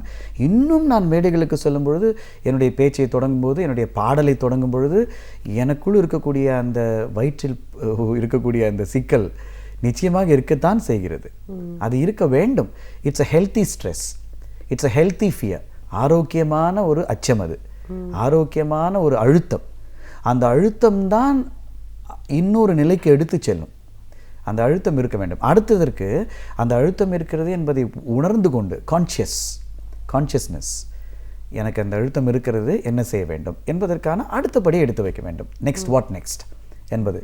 அப்படி எடுத்து வைக்கும் பொழுது உங்களுக்கு பிடித்த எதையும் செய்வதற்கு தயங்கக்கூடாது என்பதுதான். நான் உதவி பேராசிரியராக ஒரு நல்ல நிலையில் சென்னை பல்கலைக்கழகத்தில், நல்ல நிலை என்று சொல்லும் பொழுது நல்ல ஊதியத்தில், நல்ல சம்பாத்தியம், நல்ல பணம் என்று இருந்த நிலையை விட்டு நானே அதை அந்த பதவியிலிருந்து விடுவித்து கொண்டு ஒரு நிறுவனத்தை தொடங்கி அதில் இருக்கக்கூடிய சவால்கள் எல்லாம் மேற்கொண்டு, இன்னமும் சவால்கள் இருந்து கொண்டிருக்கின்றன, கொண்டுதான் இருக்கிறேன். ஆனால் விருப்பத்துடன் நான் மேற்கொண்டு இருக்கிறேன் என்று சொல்லுவேன். I enjoy my job.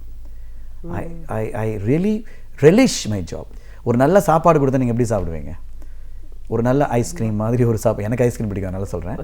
அது போன்ற ஒரு சாப்பாடு கொடுத்து, அது போல் நான் ஒவ்வொரு நாளையும் நான் என்னுடைய நகர்த்தி செல்லக்கூடிய விதம் அப்படித்தான் இருக்கிறது. மகிழ்ச்சியின் உச்சத்தில் நான் இருக்கிறேன். என்னை எப்படி இருக்கிறீர்கள் என்று கேட்டால், ஹவாய் என்று கேட்டால் நான் டாப் ஆஃப் த வேர்ல்டு என்று சொல்வேன். உலகத்தின் உச்சியில். அதுக்கு என்ன காரணம்? எனக்கு சவால்கள் இருக்கின்றன, சிக்கல்கள் இருக்கின்றன. ஒரு தொழில் நிறுவனத்தை தொடங்கும் பொழுது நிச்சயமாக சவால்கள் இல்லாமல் எப்படி இருக்கும்? அதுவும் மன்னிக்க வேண்டும், இந்தியா போன்ற நாட்டில் எப்படி சவால் இல்லாமல் இருக்கும்? அதை முடக்கி போடுவதற்காக எல்லா காரியங்களும் நடக்கும். அதையெல்லாம் மீறிதான் நாம் செய்ய வேண்டும். அதைத்தான் நான் முழுமையாக செய்கிறேனா என்று கேட்டால் மனநிறைவோடு செய்கிறேன். நிச்சயமாக அந்த தமிழக அரசினுடைய அந்த அங்கீகாரம் என்பது, சிறந்த தொழில் முனைவோருக்கான அந்த அங்கீகாரம் என்பது எனக்கு மிகுந்த ஊக்கத்தை அளிக்கக்கூடிய அங்கீகாரம் தான். இந்த அடிப்படையில், தொழில் முனைவோர் என்ற அடிப்படையில் நீங்கள் என்ன தொழிலை செய்கிறீர்களோ அதில் உங்களுக்கு இருக்கக்கூடிய அந்த திறன், எக்ஸ்பர்டீஸ், உங்களுக்கு இருக்கக்கூடிய ஈடுபாடு முதல், அதற்கு பிறகு எக்ஸ்பர்டீஸ், அதற்கு பிறகு நீங்கள் விடாமுயற்சியோடு நடைபோட வேண்டிய அந்த பாங்கு. இவ்வளவுதான், 3 காரியங்கள் தான். பர்சிவியரன்ஸ். ஓகே, உலக மாற்றுத்திறனாளிகள் தினம் கொண்டாடக்கூடிய இந்த ஒரு சூழல்ல உங்களுடைய அனுபவம் அப்படின்னு பார்க்கும்போது லைஃப்ல எப்படி நீங்க கடந்து வந்திருக்கீங்க, அந்த பாதை, இந்த நாள் எதை குறிப்பிட்டு சொல்லுது? இன்னைக்கு ஒரு மனிதனுக்குமே எவ்வளோ சவால்கள் வாழ்க்கையில் இருக்கு. பட் அதெல்லாம் கடந்து போக வேண்டிய அவசியத்தில் நம்ம எப்படி இருக்கோம், அதெல்லாம் சரியான முறையில் கடக்கும் போது தான் நம்மளுக்கு வெற்றி சாத்தியப்படுது அப்படின்னு உங்களோட அனுபவங்கள் சார்ந்த பல விஷயங்களை எங்களோட நீங்க பகிர்ந்ததுக்கு நன்றி. நன்றி. நாமக்கல் டிரான்ஸ்போர்ட் கேரியர்ஸ் நிறுவனத்திற்கு நான் பிராண்ட் அம்பாசிடராக இருக்கும் அந்த ஒரு அறிவிப்பை, அந்த பதிவை செய்ய வேண்டும். நான் அதனுடைய தலைவர் திரு சந்திரமோகன் என்ன சொன்னார் தெரியுமா? ஒரு முறை, ஏன் நீங்கள் பிராண்ட் அம்பாசிடர் என்று சொல்லும் பொழுது எத்தனையோ நடிகர்களை, ஸ்போர்ட்ஸ் ஸ்டார்ஸ் அவர்களெல்லாம் போட்டிருக்கலாமே, எப்படி நீங்கள் ஒரு பார்வை சவால் கொண்ட ஒரு மனிதனை பிராண்ட் அம்பாசிடர் என்று எப்படி சொல்ல முடியும் என்று கேட்டதற்கு அவர் சொன்னது, மற்றவர்கள் எல்லாம் போடுவது பப்ளிசிட்டி, நிறுவன வளர்ச்சிக்கு பப்ளிசிட்டி. இவரை நான் பிராண்ட் அம்பாசிடர் என்று அறிவிப்பதற்கு காரணம், சமூகத்தில் ஒரு ஆக்கப்பூர்வமான அதிர்வுகளை ஏற்படுத்த வேண்டும், பாசிட்டிவ் வைப்ரேஷன் அதை ஏற்படுத்த வேண்டும் என்று சொன்னார். என்னால் இந்த உச்சத்திற்கு, இந்த மகிழ்ச்சியான நிலையில் இருக்க முடிகிறது என்றால் நிச்சயமாக நான் உறுதியாக அறுதியிட்டு சொல்கிறேன், எல்லோராலும் முடியும், முடியாதது என்பதே கிடையாது. நன்றி. நன்றி. நாம் அறிந்திருக்க வேண்டிய பல அரிய தகவல்களை அழகிய தமிழில் தொகுத்து இனிமையாக இன்றைக்கும் வழங்க வந்திருக்கிறார் பேராசிரியர் சுபவீர பாண்டியன் அவர்கள். நிகழ்ச்சியில் அடுத்த பகுதியாக வரவிருப்பது ஒன்றே சொல் நன்றே சொல்.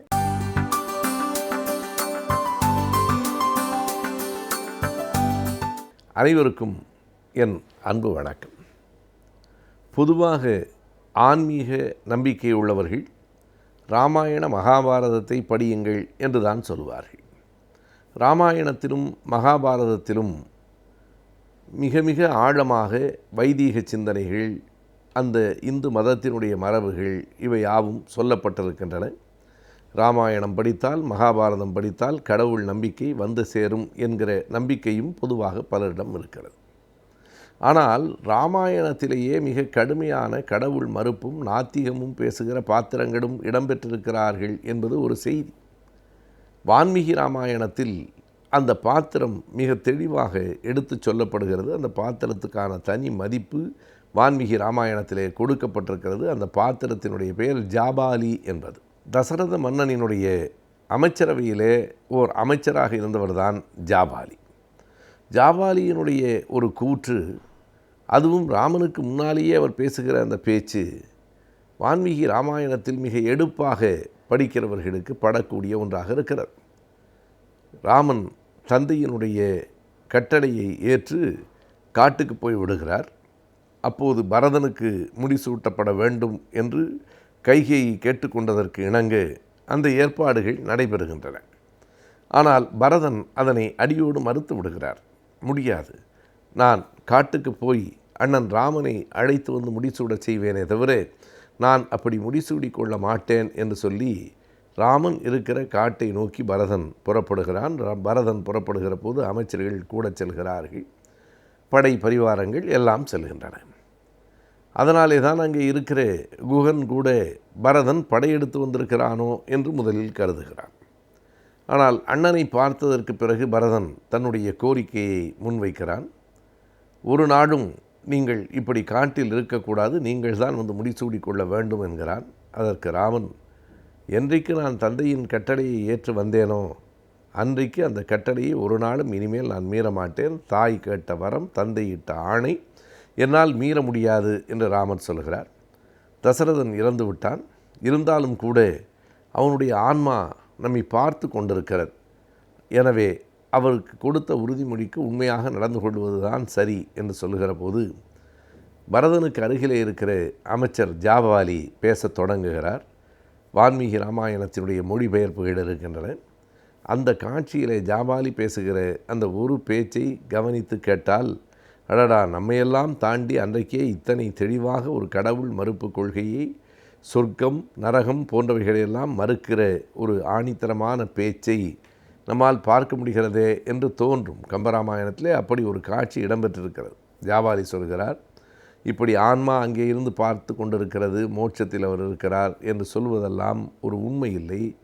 இது எந்த விதத்திலும் அறிவுக்கு பொருந்தக்கூடியது இல்லை. நீ பரதன் சொல்லுவதை கேட்டு வந்துவிடுவது தான் சரி. இதற்கு இன்னொரு அழுத்தமான செய்தியை அவர் சொல்லுகிறார். இறந்து போனவர்களுக்கு இங்கே இருந்து உணவு படைத்து அனுப்புகிறோம், திதி செய்கிறோம். அதையெல்லாம் மிக போகிற போக்கில் வேடிக்கையாக ஜாபாலி எடுத்து சொல்கிறார். அது எப்படி அங்கே இருக்கிறவர்களுக்கு இங்கே இருந்து சாப்பாடு கொடுக்க முடியும்? இங்கே இருக்கிற ஒருவன் உண்ணுவதால் மேலே மோட்சத்திலே இருக்கிறவருக்கு அந்த உணவு போய் சேரும் என்று சொல்வது எவ்வளவு நம்பிக்கை மூடத்தனமானது என்று கேட்டுவிட்டு ஜாபாலி அதற்கு ஒரு கேள்வி கேட்கிறார். அப்படியானால் நம்முடைய நண்பர்களோ உறவினர்களோ வெளியூருக்கு போயிருக்கிற போது அவர்களுக்காக நாம் இங்கே உண்டால் அவர்களின் வயிறு நிரம்பி விடுமா? அடுத்த ஊருக்கு போனவனுக்கே நம்மால் இங்கே உணவு உண்ண முடியாது என்றால் அடுத்த லோகத்துக்கு போய்விட்டான் என்று சொல்கிறீர்களே, அவனுக்கு எப்படி நாம் உணவு உண்ண முடியும் என்று கேட்கிறார். நாம் உண்டால் நமக்குத்தான் பசி தீரும், நமக்குத்தான் வயிறு நிரம்புமே தவிர நாம் உண்ணும் உணவு வேறு எவன் ஒருவனின் பசியையும் தீர்க்காது. அது விஞ்ஞானம் இல்லை. எனவே அடுத்த ஊருக்கு போனவனுக்காக கூட நாம் உண்ண முடியாது என்றால் நீங்கள் அடுத்த உலகத்துக்கல்லவா உங்கள் தந்தை போய்விட்டார் என்று சொல்கிறீர்கள். அது எப்படி முடியும்? இதில் அடுத்த உலகம் என்பதே கிடையாது. இறந்து போகிற அந்த நொடியில் அவருடைய உடல் ஐம்பூதங்களிலே கலந்து விடுகிறது. அதற்கு மேல் இந்த உலகத்தில் எதுவும் மீதமில்லை என்று இன்றைக்கு பேசப்படுகிற நவீன அறிவியல் செய்திகளையெல்லாம் மிக தெளிவாக அமைச்சர் ஜாபாலி அன்றைக்கு எடுத்து வைக்கிறார். அவர் வைக்கிற அந்த சிந்தனைகள் இன்றைக்கு வேண்டுமானால் 1000 முறை பல மேடைகளில் பல நூல்களில் சொல்லப்பட்ட ஒன்றாக இருக்கலாம். ஆனால் ஆயிரக்கணக்கான ஆண்டுகளுக்கு முன்னால் தமிழில் ராமாயணம் எழுதப்பட்டது வேண்டுமானால் 1200 ஆண்டுகளுக்கு முன்னால் இருக்கலாம். ஆனால் வால்மீகி ராமாயணம் அதனை காட்டிலும் முந்தியது. இந்த ராமாயண கதை என்பதே செவிவழி செய்தியாக வந்துதான் அது பெருங்கதையாக மாறுகிறது. எனவே ஆயிரக்கணக்கான ஆண்டுகளுக்கு முன்பிருந்தே இந்த கதை சொல்லப்படுகிறது. அப்படி சொல்லப்படுகிற மக்களின் நாட்டுப்புற கதைகளில் ஒன்றாக இருக்கிற ராமாயணத்தில் இத்தனை அழுத்தமான அறிவியல் கருத்துகள் இடம்பெற்றிருக்கின்றன என்பது நமக்கு வியப்பாக இருக்கிறது. எனவே ஜாபாலி எடுத்து சொன்ன இந்த அறிவுரைகள் எல்லாம், அதுவும் அவர் சாதாரண மனிதர் இல்லை, ஒரு பெரிய சாம்ராஜ்யத்தினுடைய அமைச்சர். அதனால் அவர் சொல்லுகிற அறிவுரைகளை எல்லாம் ராமரே கூட கேட்டுக்கொள்ளுவார். அப்படி அதில் அவருக்கு ஏற்பு இல்லை என்றாலும் சற்று அமைதியாக இருந்து விடுவார் என்றுதான் நாம் கருதுகிறோம். ஆனால் ராமாயணத்தில் வருகிற அந்த ராமன் பாத்திரம் அப்படி ஒரு பெரிய அமைச்சர் சொல்லுகிறாரே என்று கேட்டுக்கொள்ளவில்லை. மாறாக ராமர் கடும் சீற்றம் கொள்ளுகிறார். ஜாபாலியை பார்த்து, என்ன நீங்கள் வேதத்துக்கு எதிரான மதத்தை போதிக்கிறீர்கள் என்று கேட்கிறார். இந்த வரி மிக முதன்மையானது. நீங்கள் கடவுளுக்கு எதிரான என்று ராமன் சொல்லவில்லை. என்ன நீங்கள் வேதத்துக்கு எதிரான மதத்தை போதிக்கிறீர்களே, நீங்கள் சொல்லுவதும் ஒரு மதம், ஒரு கருத்து தான். ஆனால் வேதத்துக்கு எதிரான மதத்தை நீங்கள் போதிக்கிறீர்களே, இந்த க்ஷணமே எல்லா வைதீக நிகழ்வுகளிலிருந்தும் உங்களை நான் விலக்கி வைக்கிறேன்.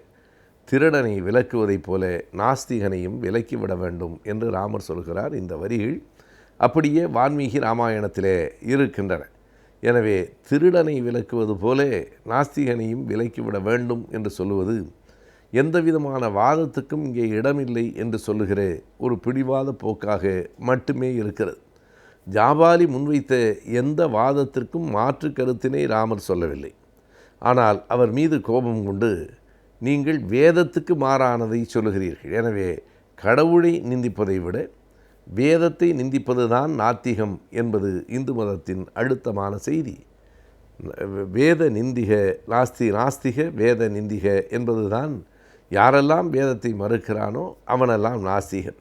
அப்படித்தான் நீங்கள் வேதம் சொல்லுகிற கருத்துகளுக்கு மாறாக ஒரு மதத்தை சொல்லுகிறீர்கள், எனவே நீங்கள் நாஸ்திகர், எனவே உங்களை விலக்கி வைக்க வேண்டும், ஒரு திருடனை விலக்கி வைப்பதைப் போல தன்னை விட்டு நாஸ்திகனையும் விலக்கி வைக்க வேண்டும் என்று சொல்லுகிற அளவிலே தான் ராமரினுடைய அணுகுமுறை, ராமரினுடைய ஜனநாயகம் இருந்திருக்கிறது என்பதை இந்த காட்சி எடுத்து காட்டுகிறது. எனவே வான்மீகி ராமாயணத்தில் இடம்பெற்றிருக்கிற இந்த காட்சி 2 உண்மைகளை நமக்கு சொல்லுகிறது. ராமாயணத்திலேயே மிக அழுத்தமான பகுத்தறிவு செய்திகள் இடம்பெற்றிருக்கின்றன, ஜாபாலி என்கிற பாத்திரத்தின் மூலமாக அது வெளிப்படுகிறது என்பது ஒன்று. இப்படிப்பட்ட கருத்துக்களை ஏற்றுக்கொள்ளுகிற மனநிலையிலோ, ஜனநாயகபூர்வமாக அதனை விவாதிக்கிற நிலையிலோ, அல்லது மூத்தவர் அமைச்சர் என்பதற்காக அதனை ஓரளவுக்கு கேட்டுக்கொள்ளுகிற நிலையிலோ கூட அந்த கதையின் தலைவன் ராமன் இல்லை என்பதையும் நமக்கு இந்த நிகழ்வு எடுத்து காட்டுகிறது. எனவே வான்மீகி ராமாயணத்திலே வருகிற ஜாபாலி என்கிற பாத்திரம் மிக முதன்மையானது, சிந்திக்க தூண்டுகிறது. தற்போது நிலவி வரும் நோய்களை பற்றியும் அவற்றை எப்படி தவிர்க்கலாம், அதற்கான நவீன சிகிச்சை முறைகள் என்ன என்பதை பற்றி ஆலோசனை நேரத்தில் மருத்துவ பகுதியில் இப்பொழுது காணலாம்.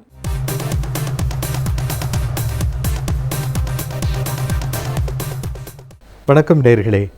இன்று ஆலோசனை நேரத்தில் மருத்துவ பகுதியில் உங்களுடன் இணைந்திருப்பது டாக்டர் விஜி மோகன் பிரசாத், செரிமான நலத்துறை வல்லுநர். இன்று உடல் பருமனை பற்றி பார்ப்போம். இன்று உலகெங்கும் அதிகமாக காணப்படுவது உடல் பருமன். அதாவது அந்த காலத்தில் எது தேவையோ அது மட்டும் உண்டார்கள். இன்று தேவையில்லாத உணவுகளை எல்லாம் நாம் தேவையில்லாத சமயங்களிலெல்லாம் உட்கொள்ளுகிறோம். அதனால்தான் உடல் பருமன் ஏற்படுகின்றது. அந்த உணவுக்கேற்ற உழைப்பும் குறைவாக காணப்படுகின்றது. ஒவ்வொருவரும் அந்த உடல் பருமன் ஏற்படாமல் பாதுகாக்க வேண்டும். உடல் பருமன் இருப்பவர்கள் என்ன செய்ய வேண்டும் என்பதை பற்றியும் பார்ப்போம். அப்போ உடல் பருமன்னா எதை சொல்கிறோம்? அமெரிக்காவில் பாடி மாஸ் இண்டெக்ஸ் 24க்கு மேலே இருந்தான்னு சொல்லலை, 25க்கு மேலே இருந்தான்னு சொல்லியிருக்காங்க. 25க்கு மேலே இருந்தால் அவங்க ஓவர் வெயிட்னு சொல்கிறாங்க. அதுக்கு மேலே 26க்கு மேலே போச்சுன்னா ஒபிசிட்டின்னு சொல்கிறாங்க. 30க்கு மேலே போச்சுன்னா சிவியர் ஒபிசிட்டி, அப்புறம் 35க்கு மேலே போனால் மார்பிட் ஒபிசிட்டின்லாம் பேர் வச்சுருக்காங்க. அந்த பாடி மாஸ் இண்டெக்ஸுங்கிறது என்ன? அதாவது நம்ம உயரத்திற்கேற்ற உடல் எடை எவ்வளவு இருக்க வேண்டும் அப்படிங்கிறது தான் பாடி மாஸ் இண்டெக்ஸ். இப்போ இந்தியன்ஸுக்கு, ஏஷியன்ஸுக்கு பார்த்தீங்கன்னா 24 கீழே இருக்கணும் அப்படிங்கிறாங்க. நீங்கள் இதுக்காக கம்ப்யூட்டரில் போய் கால்குலேட் பண்ண வேண்டிய அவசியம் இல்லை. ரொம்ப சிம்பிள். நீங்கள் 170 சென்டிமீட்டர் உயரம் இருந்தால் 70 கிலோவுக்கு குறைவாக இருக்க வேண்டும். 160 சென்டிமீட்டர் இருந்தால் 60 கிலோ குறைவாக இருக்கணும். 150 சென்டிமீட்டர் உயரம் இருந்தால் 50 கிலோ குறைவாக இருக்கணும். அது நாம் அப்போ அந்த உடல் பருமன் ஏற்படாமல் பாதுகாத்து கொள்ள வேண்டும். உடல் பருமன் ஏற்பட்டால் என்ன பிரச்சனைகள் அப்படின்னு கேட்குறீங்களா? இரத்தத்தில் கொழுப்பு சத்து அதிகமாகிறதுக்கு வாய்ப்பு இருக்குது. சர்க்கரை அதிகமாவதற்கு வாய்ப்பு இருக்கின்றது. கல்லீரலே கொழுப்பு படிமானமாவதற்கு வாய்ப்பு இருக்கின்றது. அது மட்டும் இல்லாமல் பல உறுப்புகளுக்கும் அது பிரச்சனையாகத்தான் திகழும். இதயத்துக்கு கூட நல்லதில்லை, நுரையீரலுக்கு நல்லதில்லை. அந்த உடல் பருமன் சரியாக வைத்திருந்தால் உடல் செவ்வனே இயங்கும். அப்போ அந்த உடல் பருமனை குறைப்பது எவ்வாறு? நிறைய பேர் குழப்பத்தில் இருப்பாங்க. எப்படி பண்ணுறதுங்க டாக்டர்? எனக்கு சாப்பாடு நான் ஒன்றுமே சாப்பிட்றதில்ல, ஆனாலும் எனக்கு உடம்பு குறைய மாட்டேங்குது. அதுக்கு 2 காரணம் இருக்கலாம். ஒன்று ஜீன்ஸ், மரபணு மூலமாக நமது பெற்றோர்களிடமிருந்து இந்த உடல் பருமன் ஜீன்ஸ் மூலமாக வரலாம். அதே சமயத்தில் நாம் குழந்தை பருவத்திலே நமக்கு எவ்வளவு கொழுப்பு உணவுகள் ஊட்டுகின்றார்கள் என்பதை பொறுத்தும் அமையலாம். மூன்றாவதாக நாம் உடற்பயிற்சி நமக்கு இருக்கின்றதா இல்லையா? நம்ம டெய்லி எக்ஸசைஸ் பண்ணணும். அதெல்லாம் பண்ணாமல் இருந்தோன்னா, உடல் உழைப்பு அதிகமாக இல்லை, நம்ம ஆஃபீஸ் ஒர்க் தான் பண்ணிகிட்ருக்கோன்னா உடல் பருமன் வரலாம். இப்போ இந்த மாதிரி பல காரணங்களால் உடல் பருமன் ஏற்படலாம்.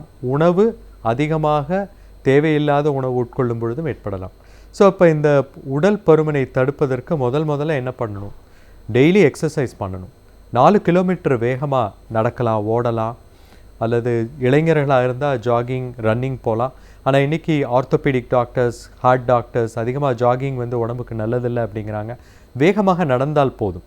ஒரு 4 கிலோமீட்டர் தினம் நடக்கணும். மாதத்தில் ஒரு 100 கிலோமீட்டர் கவர் பண்ணுற மாதிரி மாதம் 25 நாட்களாவது நாம் அந்த நடைப்பயணத்தை மேற்கொள்ள வேண்டும். அடுத்தது ஜிம் போகலாம். ஜிம்மில் போயிட்டு ட்ரெட்மில் அந்த மாதிரி இருக்கிற எக்ஸசைசஸ் எல்லாம் பண்ணலாம். அது இல்லாமல் நம்ம வெயிட் லிஃப்டிங், ரெசிஸ்டன்ஸ் எக்ஸசைஸ் கூட பண்ணலாம். அது கல்லீரலுக்கு நலம் விளைவிக்கும். அது பின்னால் பார்க்கலாம். ஸோ அப்போ வந்து எக்ஸசைஸ் ரொம்ப ரொம்ப முக்கியம். ஸோ இந்த உடல் பருமனை குறைப்பதற்கு தாரக மந்த்ரா என்ன என்று எங்களிடம் கேட்டால் உடற்பயிற்சி உடற்பயிற்சி உடற்பயிற்சி, இதைத்தான் மீண்டும் மீண்டும் கூறிக்கொண்டிருப்போம். அடுத்தது வந்து உணவு. இந்த உணவில் வந்து நம்ம என்ன சாப்பிடணும்? அந்த காலத்தில் வந்து கிராமவாசிகள் அந்த தானியங்கள் அந்த மாதிரி எளிதாக செரிமானம் ஆகக்கூடிய உணவு வகைகளை உட்கொண்டார்கள். காய்கறிகள் பழங்கள் உண்டார்கள். இன்றைக்கி வந்து நம்ம வந்து பீட்சா பர்கர் அந்த மாதிரி கிடைக்கிறதெல்லாம் அது கொழுப்பு மிகுந்த நிறைய ரசாயன கலவைகள் உள்ள உணவுகளை எல்லாம் உட்கொண்டு வருகின்றோம். அதுதான் நம்ம உடலுக்கு வந்து ஊறு விளைவிக்கின்றது. நாம் வந்து நம்ம சமுதாயம் வந்து அந்த கிராமப்புறங்களும் அது மட்டும் இல்லாமல் விவசாயம் சார்ந்த சமுதாயம் நம் இந்திய சமுதாயம். அப்போ அந்த எளிமையான உணவுகள் உட்கொள்ளும் பொழுது நமது உடலில் எந்தவித பாதிப்புகளும் ஏற்படுவதில்லை. நம்ம வந்து நிறைய கொழுப்பு உணவு சாப்பிட்டோம்னா உடலில் போய் கொழுப்பு படிமானமாகும். அந்த கொழுப்பு வந்து நம்ம தொந்தியில் வரும். அடுத்தது வந்து தசைகள்லேயும் வேறு நிறைய சைட்ஸ் இருக்குது, கல்லீரல், எல்லா இடத்துலையும் போய் அந்த கொழுப்பு படிமானமாகும். ஸோ அடுத்தது வந்து நம்ம வந்து கார்போஹைட்ரேட் சத்து. நம்ம வந்து we are all rice eaters, நிறைய அரிசி தான் சாப்பிட்றோம். நார்த் இந்தியாவில் அவங்க கோதுமை சாப்பிட்றாங்க, அதுலேயும் வந்து கார்போஹைட்ரேட் தான் அதிகம். இந்த கார்போஹைட்ரேட் டயட் அதிகமாக உட்கொள்ளும் பொழுது அதுவும் கொழுப்பாக கல்லீரலில் சென்று மாற்றப்படுகின்றது. ஸோ அப்போ எது நமக்கு சேஃப்னு பார்த்தீங்கன்னா புரதம் தான் சேஃப். ஸோ அந்த புரதம் வந்து நம்ம அதிகமாக உட்கொள்ளலாம். ஸோ கார்போஹைட்ரேட் சத்து கொஞ்சம் குறைச்சிக்கலாம், மிதமாக உட்கொள்ளலாம். கொழுப்பு மிக குறைவாக உட்கொள்ளலாம். புரதச்சத்தை அதிகப்படுத்தலாம். இப்போ புரதச்சத்து எதில் இருக்குது அப்படின்னு கேட்டிங்கன்னா first class protein, second class protein. அந்த ஃபஸ்ட் கிளாஸ் ப்ரோட்டீன் வந்து இறைச்சியில் இருக்குது, அப்புறம் அது இல்லாமல் பாலில் இருக்குது, பால் தயிர் அந்த ப்ராடக்ட்ஸில் இருக்குது. இதுதான் ஃபஸ்ட் கிளாஸ் ப்ரோட்டீன்.